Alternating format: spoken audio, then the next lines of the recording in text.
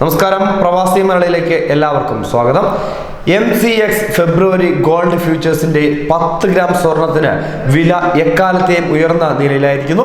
41,030 രൂപയിലാണ് ഇപ്പോൾ വില എത്തിയിരിക്കുന്നത്.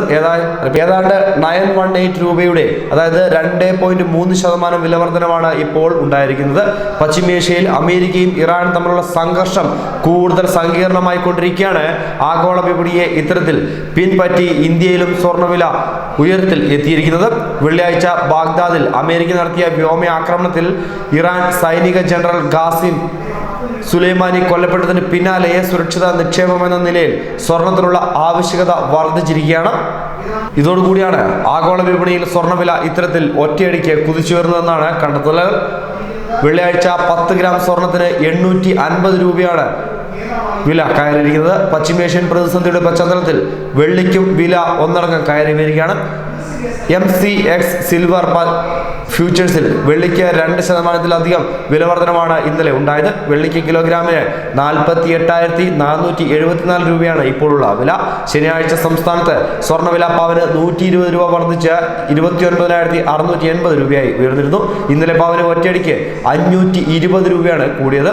ഇതോടെ ഒരു പവൻ സ്വർണത്തിന്റെ വില 30,200 രൂപയായി എന്നുള്ളതാണ് ഏറ്റവും ഞെട്ടിക്കുന്ന വസ്തുത.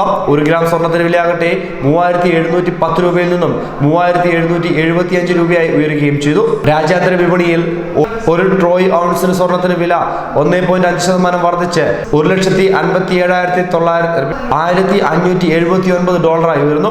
7 വർഷത്തിനിടയിലുണ്ടായ ഏറ്റവും ഉയർന്ന നിരക്കാണിത്. 2013 ഏപ്രിൽ 10-ാം തീയതിയാണ് ഇതിനു മുമ്പ് സ്വർണ്ണവില ഇത്ര കണ്ട് ഉയർന്നത്.